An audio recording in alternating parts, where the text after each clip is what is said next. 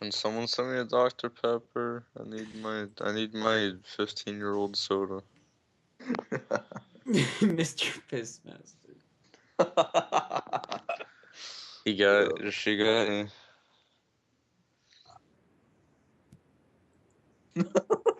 I didn't know you were really recording, dude. Like, for real. What? On audio or video? I always. Just audio. Okay, I was I've like, done what? that on video though before, not with these guys. But Okay, I haven't. It's kind of.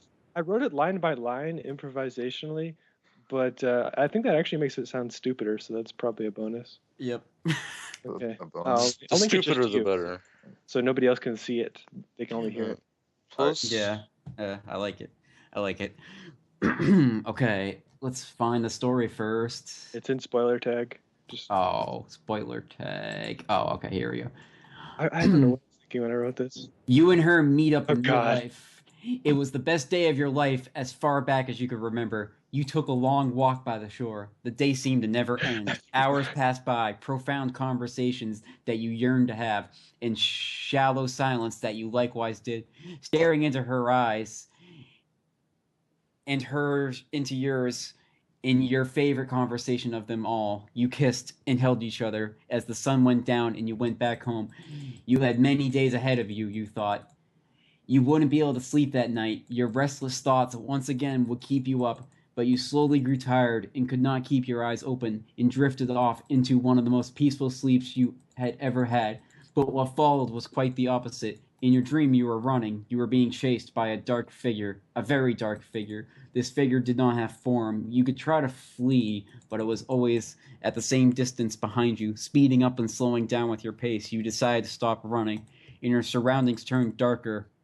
It felt like a black mist was surrounding you, chilling you to the bone, getting all over you and into your face.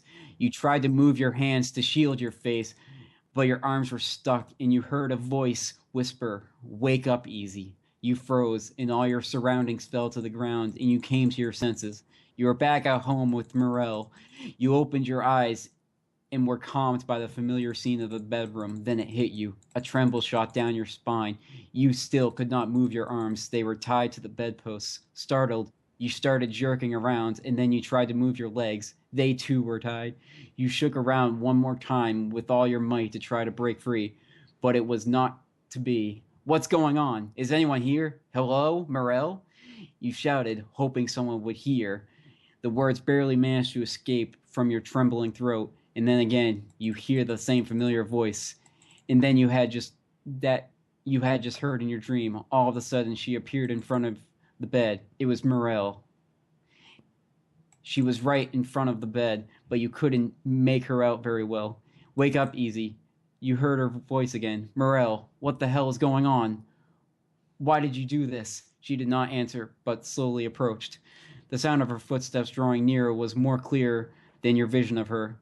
But then, as if there was some sort of haze or fog that was filling the room before you saw her in all clarity, she had the most menacing look on her face that you had ever seen. Morel, just tell me, what in the hell are you doing? No answer. And then you saw, wielded in her right hand was a butcher knife. Its glare caught your eye. I'm going to stop the story now. I need to go to the bathroom.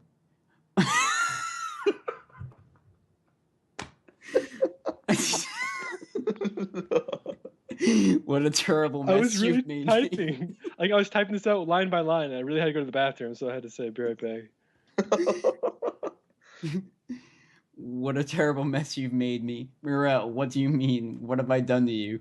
Shh. She climbed up on the bed. It was large enough for two to sleep comfortably. She was sitting down by your side, her legs on your torso. She looked at you, and you looked back. It was that same gaze you had shared earlier by the shore. It was so tranquil, but now so terrifying. She took her hand and gently rubbed it down the side of your face and stroked your hair. Easy, I want to deplete you. Deplete? What do you mean, Morel? What are you going to do?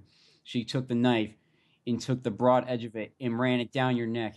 You don't need this anymore. She grabbed your shirt and cut it off slowly and tossed it aside on the ground. You're quite ticklish, aren't you, Easy? Again, she took the broad edge of the knife and ran it down the center of your body, all the way down from your collarbone to your belly button. It was so cold, your nipples became erect.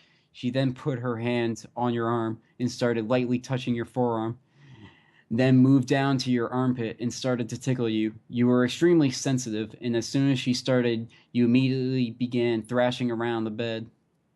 Your laughter was so loud, it was only equated by the shrieks heard after your Jemai Vu flag. Tears started to develop in your eyes, and they slowly flowed down your cheeks. She stopped momentarily, put her face right above yours, and started licking up all of your tears. Morel, I don't know what's gotten into you, but this is not funny at all. I'm honestly very afraid and just want this to stop.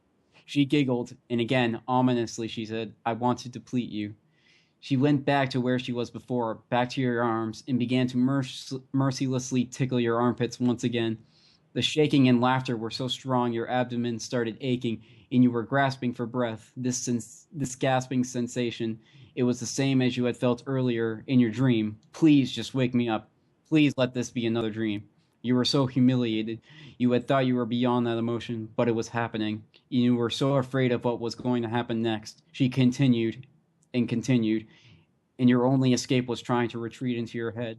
And finally, you couldn't hold it anymore. Morel. And she stopped and was silent.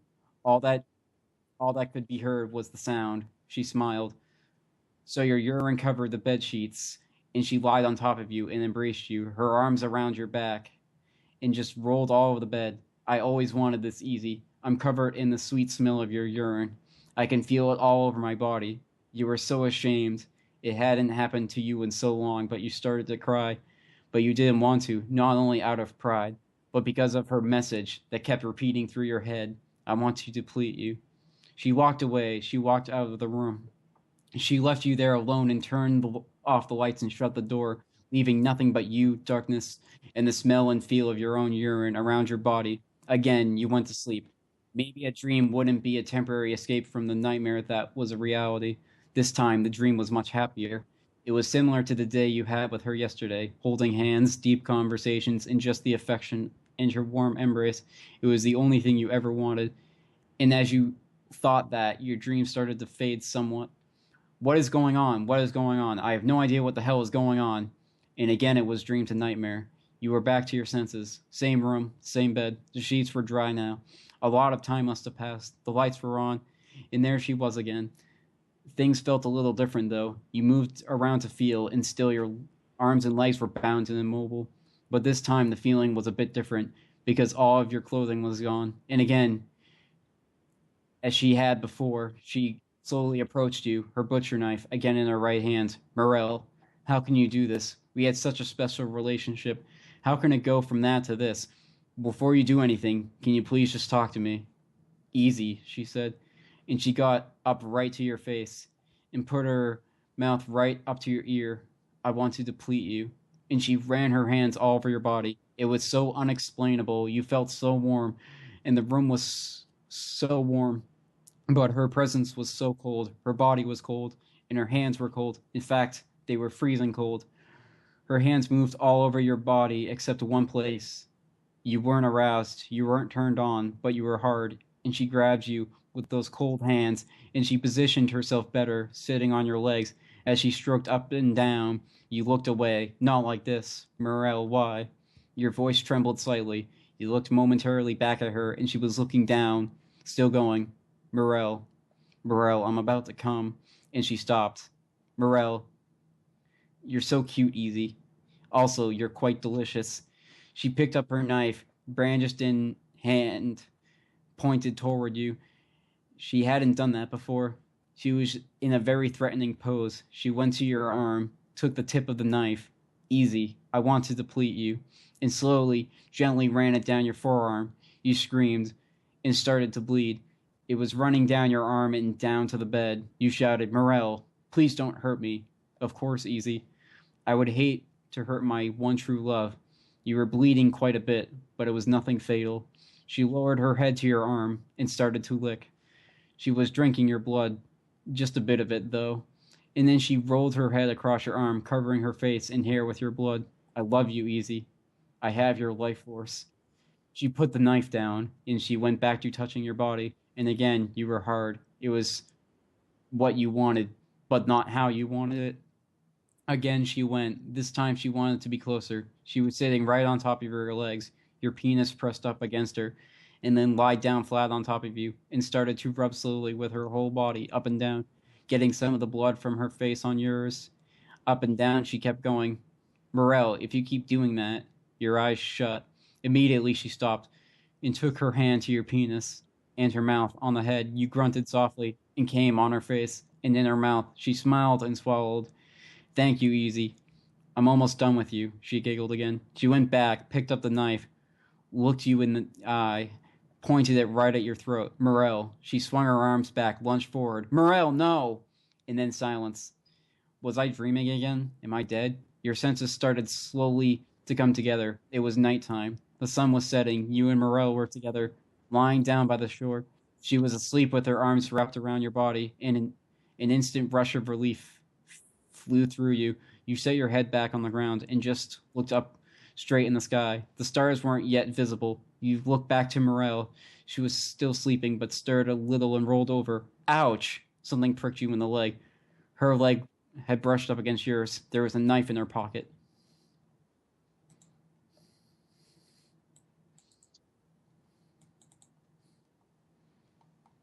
I can.